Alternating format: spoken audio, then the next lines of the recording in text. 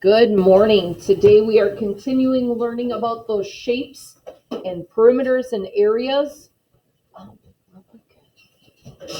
Today we are learning about circles. We're going to talk about the circumference of a circle. We're at PO69. These have all been POs. The power objectives. It is important to understand how to calculate the perimeter, the areas, and the circumferences. So for the circle, the circumference, it's like a perimeter, but we call it the distance around a circle.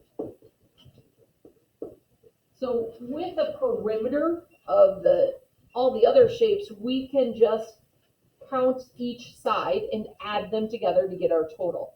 A circle is different because there are no sides, right? The circle just goes around and around. So we're going to find the circumference. We call it a circumference, not a perimeter, but it's the outside of the circle. We just find it different than how we find the perimeter. So the circle is the set of all points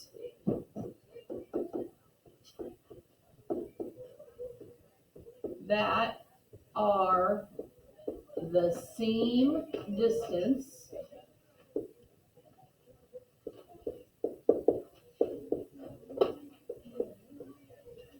called the radius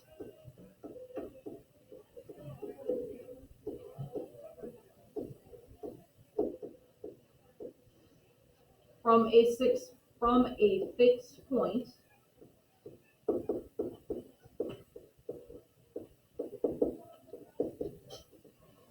called the center.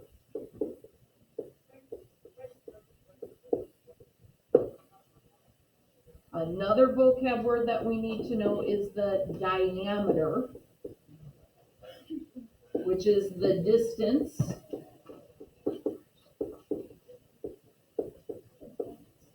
across the circle through the center. So here's what that means. We have our circle. We have our center, the middle of our circle. The radius goes from the outside of the circle to the center. That is our radius. Our diameter goes from the outside through the center to the outside. That is our diameter. So if you're only given the radius, how can you find the diameter? Gigi? Yeah, because this is a radius from the outside to the center, and this is a radius from the outside to the center. So the diameter is two radiuses, radii. So the diameter is two radii. So we could say the diameter equals 2 times the radius, because there are two of them in a diameter, right? We have one diameter for one radius, and we have our second radius. So there are two radii in one diameter. So 2 times r to get you the diameter. So there is a formula for finding the circumference of a circle. Does anybody know what it is? James, what do you think the formula is? Diameter times pi. So close. Radius times pi. So the circumference, you are right, there is a pi in there. There is is it pi? the radius, Pi. 2 pi r. So 2 times pi times the radius. Oh no, I get it. So what do you mean the diameter? Why do you need the diameter? What? Yep. Why do you need the diameter? So for this one, we don't need the diameter, we just need the radius. So if we know the diameter, how do we find the radius? Subtract. Divide by 2. Divide by 2. You were close, JT. You just wasn't quite sure how to word it. So if the diameter is the radius times 2, if you know the diameter and you want to find the radius, you're going to do that opposite operation. You're going to divide it by 2. Does that make sense? All right, so what's the deal with pi anyway? Basically, it's a special ratio that relates the diameter of a circle to its circumference. Any circle, no matter its size, will have a circumference of approximately 3.14 times the length of its diameter. Pi is also used to calculate the area of a circle and the surface area and volume of a sphere. So we use pi when we work with circles as the 2-dimensional shape, or we work with our sphere as the 3-dimensional of that circle. So James asked a good question. Why do we need to know the diameter? So 2 and the r are both in our circumference. So that is the diameter. So you could either break down the diameter into the radius, multiply it by 2, and then multiply it by pi, or you can just do the diameter times pi, right? So if we say 2 pi r, that is the same thing as saying pi times the diameter, because our diameter is 2 times r. Can you do the equation? You can do either one. So if they give you the radius, you're going to do 2 pi r. If they give you the diameter, you're just going to do pi times the diameter, because the diameter is the same thing as 2r. If it's easier for us, can we just do the radius times 2? Yep. You're going to figure out which way works for you. If you want to just do 2 pi r every time and break it down to the radius, and then times it by 2, you're going to do that. Okay? So let's actually use some of this. Are we good for me to erase? Yes. You wrote it down. I see a lot of people didn't write stuff down. The formula is important to have. Everybody should have this written down. You're going to want to put it on a help sheet. Circumference is 2 pi r, or you could say pi times the diameter.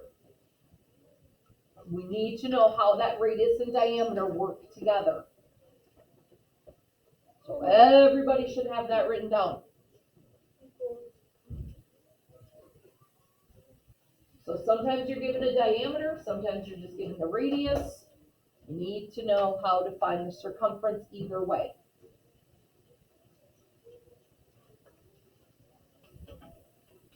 Remember, the radius is just from the middle to the outside, from that center, and the diameter goes from the outside through the center to the outside. So it's 2 radiuses. So now we need to calculate the circumference of each circle. This is important. It says round your answer to the nearest hundredth. So remember, we've got tens, we've got ones, we have our decimal place, then we have our, oops.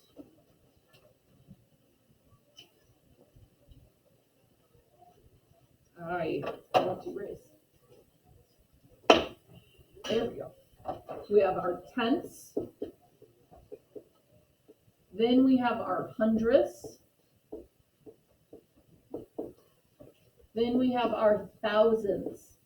If we are rounding to our hundredths place, why is it important to know the thousands place? Gigi. You need to see what's in the thousands place to know what to round that hundredth place to. If in the thousands place it is 5 or above, you round up 1 number. If it's 4 or below, that hundredth place stays the same. So you're always looking at that thousands place. You have to look at the thousands place to know what you're going to round your hundredth to. Some of us still struggle with our decimal place values. Write it down if you know that's something that you are still working on. That's something you can put on your help sheet to help you know where that 100th place is. When we are rounding, if we have a number like 3.195 and we want to round that to the 100th place, what would I put, James? 3.20. 3.20. Well, I know I'm rounding that 9. Why wouldn't it round to 3.10, James? Why would I go to 3.2? Because it's going down. Yeah, because we have to go up. So our full number here is not just a 9, we have a 19. One more than 19 is 20, not 10. So you want to make sure that you round that 19 up to 20. Wait, so what if the 9 was replaced by an 8? So what if it... The 9 will never be replaced by 8. No, but like, just say... Oh, so if we had this, yeah, 8? then we would round to 3.19. Okay. But The only trouble that some people come in with is when we have a 9 there. I have a lot of people who will put, 9 rounds up to 10, that's a 0, and they forget that they have to carry a 10 over. So 3.19 is not going to round down to 3.10. It's going to round up to 3.20. So that's just a reminder for us, because a lot of us tend to forget that, and we haven't done a lot of rounding lately. So I wanted to remind us that if we're at a 9 here, we have to carry that 10 over, right? So here we just rounded up 1, and we got to 19, 8 plus 1. Here, 19, that rounds up to our 10. So we have to make sure that we round that 10's place up. So that was just a quick reminder about rounding. Remember place values. The 100th place is the second decimal place. So our first circle has a radius of 5 millimeters. So remember, our circumference is 2 times pi times r. So that's going to be circumference equals 2 times pi times 5. So 2 times pi times 5, what is that? We're going to use our calculator. You could use the pi button, and you could say 2 times pi times 5, and that would give us 31.415. We are rounding to that 100th place, so it's 31.42. Wait, what? I'm so confused. So our formula was 2 times pi times r. So 2 times pi times 5, because our r, going from the center to the outside, is 5. So when you use your calculator, there are 2 different ways we can solve this. So we could do 2 times pi, our little pi shape, times 5, and we get 31.42. We're rounding it to that 100th place. Or if you're using one of my calculators from the back counter that does not have the pi button, what are we going to multiply it by? 2 times 3.14 times that radius of 5, and we get 31.4, which going out to the 100th place would be what? 31.40. We put a 0 in for that 100th place. So why are our 2 answers different? Anybody have a guess? Why would their two answers be different? Do you have a guess, Luciana? Think about what pi represents. 3.14, number, on through infinity. If we put in 3.14, we're rounding it.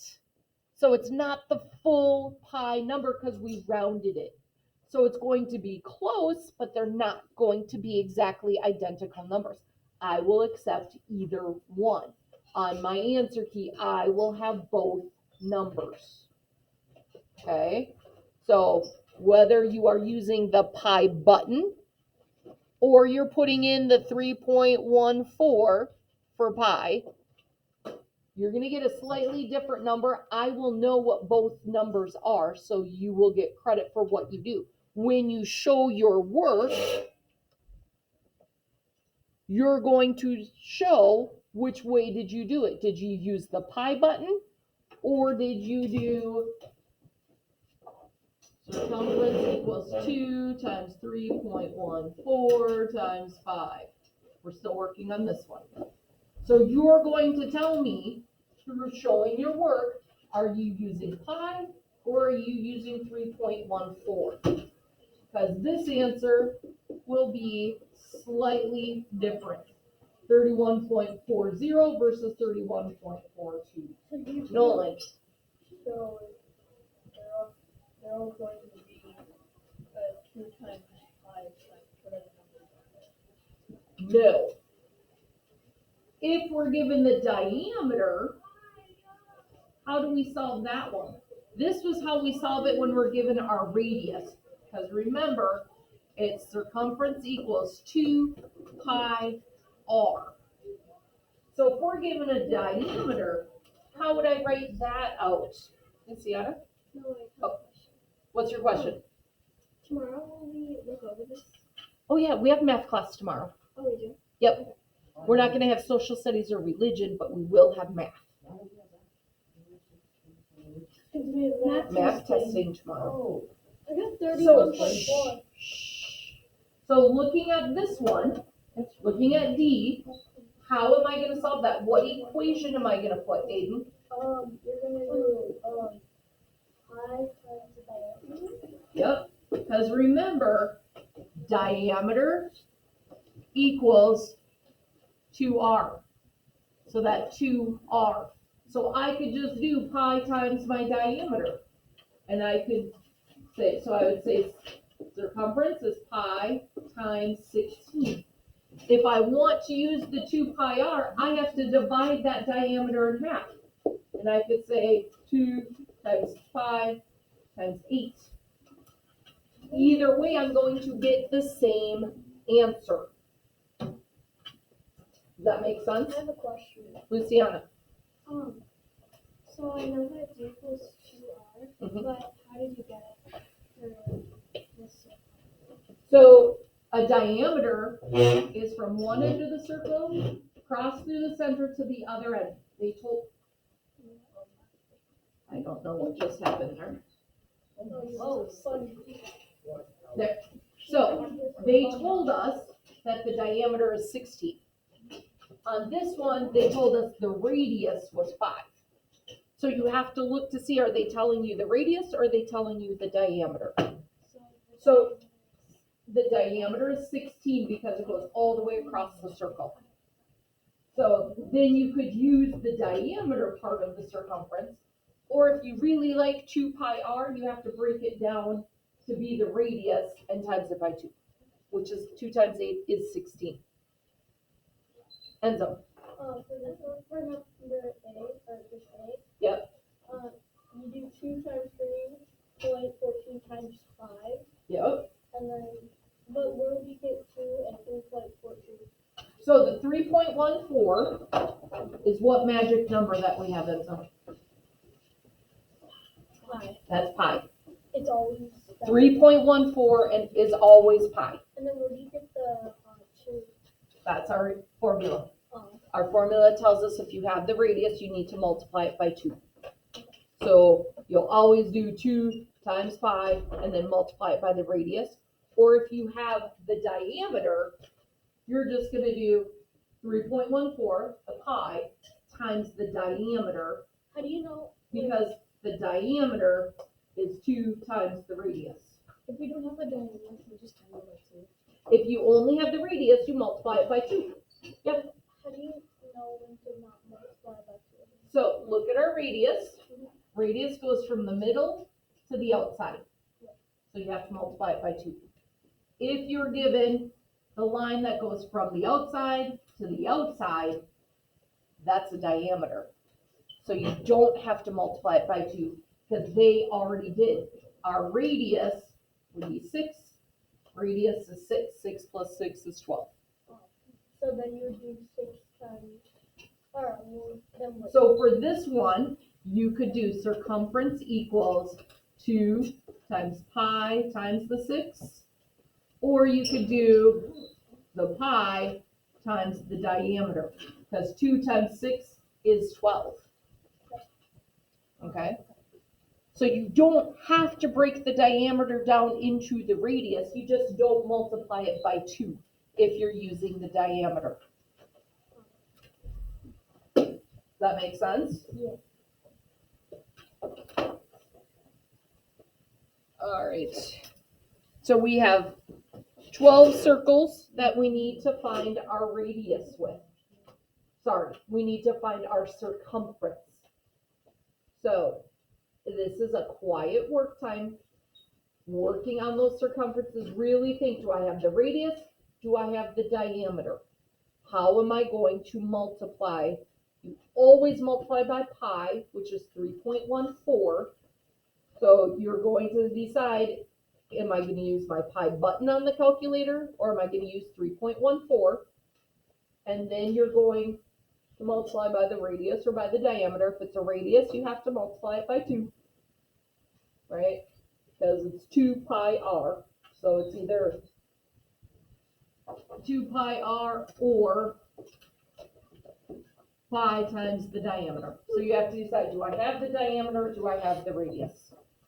So you're going to show your work, show me the equation. Then you're going to put it into your calculator and tell me the answer, rounding it to the 100th place. 2 decimal points. You don't just drop off everything that comes after it. You look at the thousandths place. If it is 5 or bigger, you round up. So do not forget, if that thousandths place is 5 or bigger, you round up. Yes, Riziki. No, in order for me to give it back to you, it had to have been in by Friday.